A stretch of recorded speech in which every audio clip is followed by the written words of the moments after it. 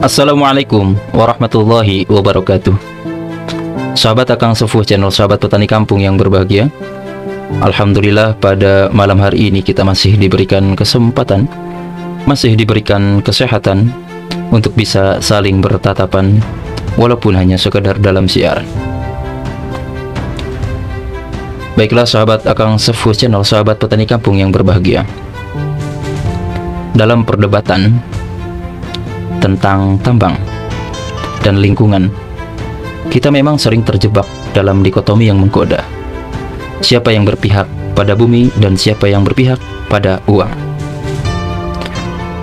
Tapi sesungguhnya realitas tidak sesederhana itu. Ketika isu tambang di Raja Ampat mencuat, berbagai suara bermunculan. Ada yang mengutuk tanpa kompromi, ada yang membela atas dasar manfaat, dan ada pula yang mencoba berdiri di tengah-tengah.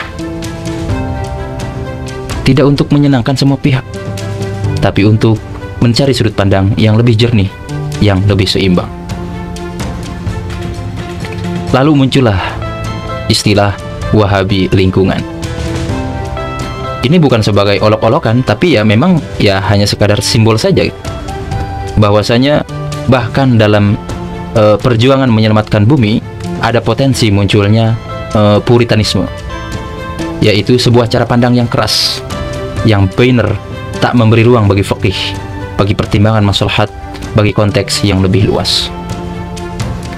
Nah, hari ini saya tidak menggiring sahabat-sahabat kepada satu sikap ya, akan tetapi saya tidak akan bilang juga siapa yang salah dan siapa yang benar.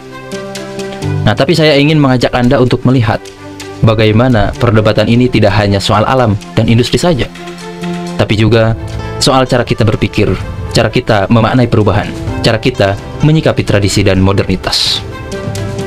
Nah, di video berikut ini akan menampilkan sisi yang jarang ditampilkan ya, tentang bagaimana seorang pemikir, yakni pemikir dengan pendekatan fikih yang lebih luas, berikut akal dan nalar yang logis. Nah, dengannya merespon kerasnya tudingan, maraknya kritik, dan bisingnya suara yang menolak tambang secara mutlak. Coba mari kita simak dulu videonya dengan hati terbuka, dengan akal yang bekerja, dan dengan tekad untuk memahami lebih dalam, bukan sekadar menghakimi lebih cepat. Kita tonton video perdebatan antara Gus Ulil dengan siapa itu satunya, saya lupa ya. Ya, dengan judul cabut izin tambang nikel sementara atau selamanya. Tapi ini kita melihat daripada thumbnail langsung nyatakan Wahabi lingkungan. Oke, kita tonton saja dulu ya, nanti baru kita beri tanggapan. Ini anugerah Allah, pohon anugerah, tambang anugerah. Pohon ada manfaatnya, tambang juga ada manfaatnya. Mari kita lihat kalkulasi maslahat mafsadatnya. Ada jutaan orang yang juga mengambil manfaat dari tambang ini. Terima kasih Anda masih di Rosi. Potensi kerusakan lingkungan akibat tambang di Raja Ampat membuat... Tadi saya katakan bahwa kenapa sekarang ada pihak masyarakat lain yang dirugikan, misalnya batu bara. Sebagian besar suplai energi di Indonesia, bukan hanya di Indonesia, di seluruh dunia. Sekarang suplai energi di seluruh dunia itu masih digaungkan. Tidak pernah ada contoh yang baik. Jadi ketika mereka mengatakan soal lingkungan yang dirusak, itu bukan nakut-nakutin, itu bukan narasi yang jahat, tapi itu untuk mengatakan bahwa apa yang dilakukan selama ini memang merusak. Ya, nggak sampaikan soal industri ekstraktif ini.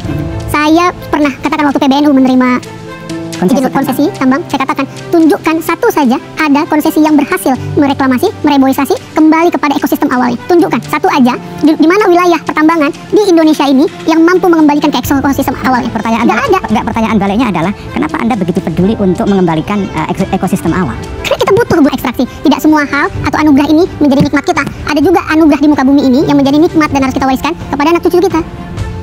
Kalau kita bicara soal sesungguhnya apa yang kita lakukan, pembangunan, apakah itu dengan ekstraksi, sebenarnya kesejahteraan ini, tanah, bumi, air, dan seluruh yang ada di dalamnya, kata konstitusi sih buat masyarakat Indonesia.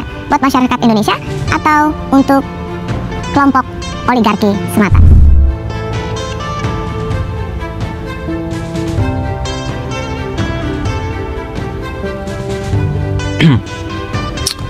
Oke sahabat, kita sudah sama-sama menonton tadi ya. Apa yang baru saja kita saksikan, ya ini bukanlah sekedar pembelaan ya atas izin tambang, entah itu Gus Ulil dan aduh siapa tadi namanya lupa saya, atau juga memang tidak bisa sekadar disebut sebagai pembenaran ya terhadap eksploitasi alam. Ya lebih dari itu, ia adalah potret dari kegelisahan seorang pemikir yang mencoba menghindar dari gelombang fanatisme yang bisa muncul bahkan dalam perjuangan yang tampak mulia, yaitu menyelamatkan bumi. Nah, Gus Ulil menyebutnya Wahabi lingkungan. Ini adalah sebuah istilah yang mana mungkin tidak nyaman lah di telinga kita. Tapi justru karena kita tidak nyaman, ia memaksa kita untuk berpikir.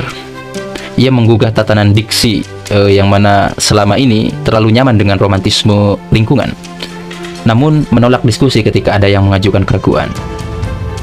Nah, coba bayangkan, dalam dunia keagamaan, kita sangat paham bahwa puritanisme bisa berbahaya.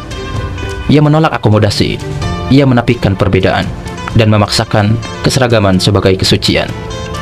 Nah, lalu, mengapa kita sulit menerima bahwa puritanisme juga bisa menyelinap dalam dunia aktivisme? Ketika semua tambang dianggap najis, ketika semua yang berbeda pendapat dicap serakah, ketika semua bentuk kompromi dianggap pengkhianatan, maka sejatinya yang kita bangun bukanlah perjuangan, tapi doktrin. Padahal, perjuangan sejati selalu menyisakan ruang untuk berpikir, selalu memberi tempat untuk suara yang tidak populer, dan selalu membuka pintu untuk pertanyaan-pertanyaan sulit yang tidak bisa dijawab dengan emosi semata. Disinilah Gus Ulil mengambil posisi, bukan sebagai pembela tambang, tapi sebagai penantang cara berpikir yang terlalu dogmatis. Ia tidak menolak perjuangan menyelamatkan lingkungan, tapi ia menolak menjadikannya agama baru yang tidak boleh dikritik. Ia membawa kembali agar kita kembali kepada faqih, bukan dalam pengertian sempit hukum halal haram ya, tapi sebagai metodologi berpikir yang selalu sadar akan konteks, keadaan, dan kemungkinan adanya maslahat dalam hal-hal yang tak terlihat oleh mata arah.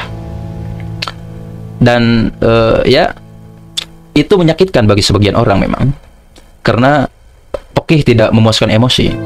Ia tidak selalu menawarkan heroisme, tapi justru disitulah kekuatannya. Fikih menenangkan, mengendapkan, dan memaksa kita memisahkan antara realitas dan romantisme. Apakah semua yang ditambang itu baik? Tidak. Apakah semua aktivitas lingkungan itu benar? Ya tidak juga. Kebenaran seringkali tidak diam di ujung. Ekstrim, ia berjalan sunyi di tengah badai opini, mencari jalan di antara dua kebisingan yang saling menafikan. Nah, dalam konteks Raja Ampat, diskusi tentang izin tambang bukan hanya soal boleh ataupun tidak, tapi juga soal siapa yang diberi, untuk apa, dan bagaimana itu dikontrol. Bukan membenarkan, tapi menimbang. Bukan membela pengusaha, tapi bertanya. Mungkinkah ada model baru distribusi sumber daya, di mana umat dilibatkan, bukan dimanipulasi? Dan mungkin justru karena itu, suara seperti Gus Ulil dibutuhkan. Ia mungkin tidak memuaskan kaum puritan, tapi dalam lanskap intelektual bangsa ini, kita butuh lebih banyak orang yang berpikir dengan kepala dingin, yang tidak ikut-ikutan menabuh genderang perang, tapi justru menawarkan tafsir yang lebih dalam. Bukan berarti ya kita harus sepakat dengannya, tapi marilah kita jujur bahwa kadang dalam perjuangan yang baik, kita bisa tergelincir menjadi terlalu yakin, terlalu hitam putih, terlalu benci, hingga kita kehilangan akal dan keadilan. Dan mungkin peringatan tentang Wahabi lingkungan itu bukan untuk menyerang, tapi untuk mengingatkan bahwa bumi ini bukan hanya butuh diselamatkan dari tambang, tapi juga dari cara berpikir yang keras kepala dan penuh penghakiman. Karena sesungguhnya menjaga bumi bukan hanya soal menolak alat berat, tapi juga menjaga akal agar tetap bisa membedakan antar semangat dan kebenaran. Mungkin hanya itu yang bisa saya sampaikan, yang saya tanggapi perihal diskusi antara Gus Ulil dengan aktivis lingkungan ini. Kurang lebihnya mohon dimaafkan apabila ada kekeliruan. Akhirul kalam, Akang Sefu Channel. Wallahul muwaffiq ila aqwamit thoriq. Wassalamualaikum warahmatullahi wabarakatuh.